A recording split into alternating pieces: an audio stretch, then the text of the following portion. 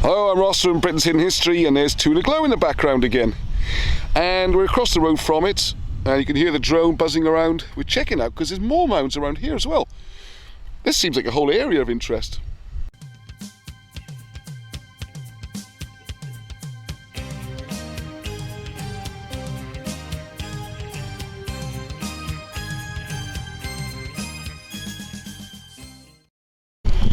Yeah, so I'm going to do a little pan round now because there's a couple of things to see. There's Twyn-y-glo from this side.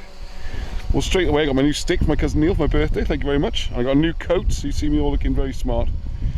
So, from my good wife. So there's a couple of drainage points there, possibly. As you can see them on the edge. How useful this stick is, eh? So that's the glow. I'm going to pan round. Now behind those trees, there's another very large mound, which I want to talk about in a minute.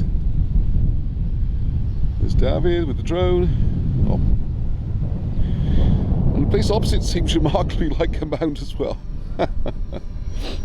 Now, when I went to see Alan Wilson, must be a couple of years ago now, I took him some footage that I'd taken of Twyn-y-glo, and you're not meant to go on the Tywyn itself, so what I did was stand on that little mound over there, so Twyn-y-glo would form a nice backdrop.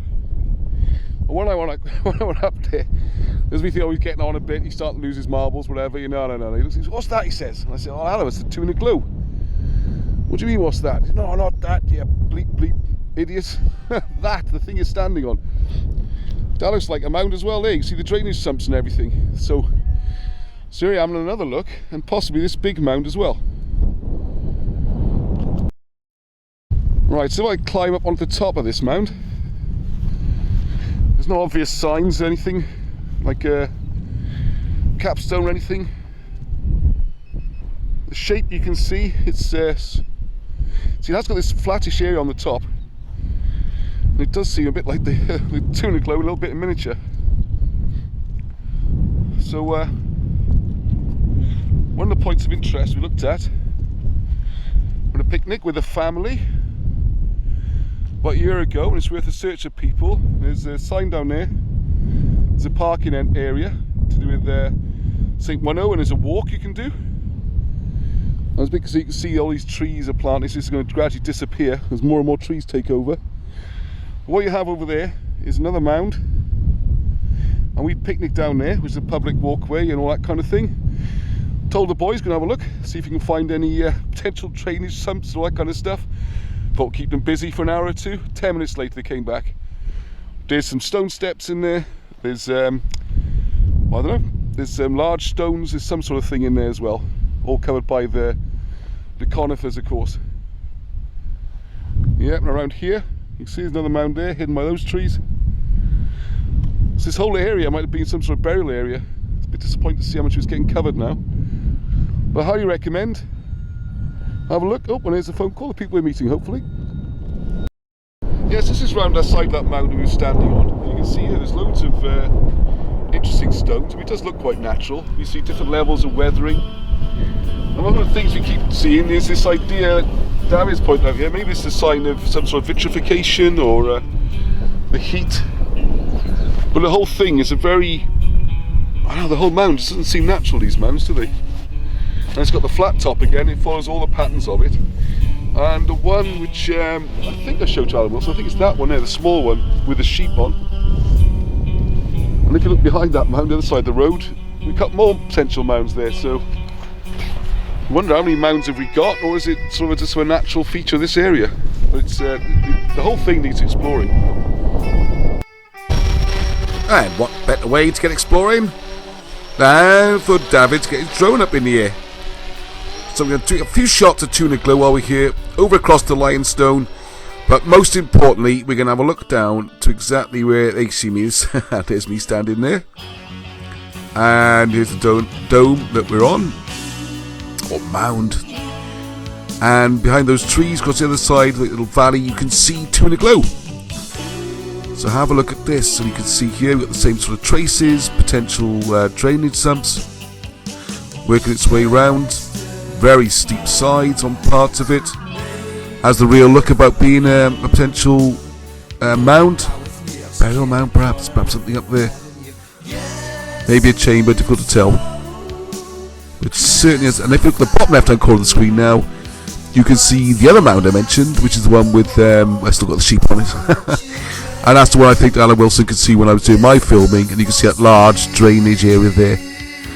So looking across, so yeah, it seems to me as there's potentially quite a few mounds in that area.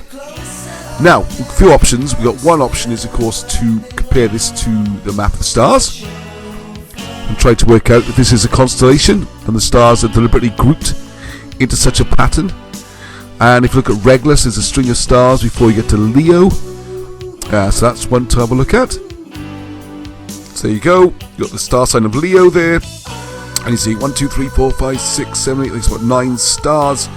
So there's a possibility 9 mounds. We should have a look around. Let's have a look. See, Regulus by Wilson and Blackett's work is the stone of Judea, the lion stone. That's why it's Regulus. That's why it marks out the king and the tribe of Judea. What have we got there? 1, 2, 3, 4, 5, 6, 7 stars. So maybe look for those. So as we pan back a bit further, I'm going to look around this area for more mounds. It definitely does seem to be a few. And of course, there's always the chance that some have been accidentally or deliberately or inadvertently destroyed in the past, whether by farmers just levelling up the land or some nefarious activities. And just look at that view a moment.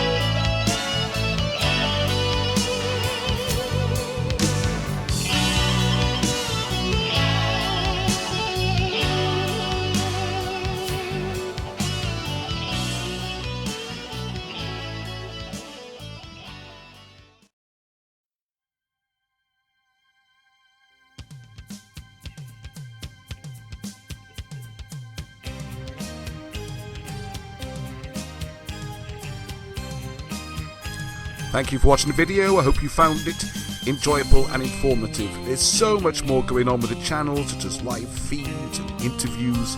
We're also working as part of Britain's Hidden History to reprint books, produce new books, and generally try and bring more awareness of British history that just isn't taught in the British schools anymore. It used to be history as it was taught, but it's fast disappearing, and so are the sites.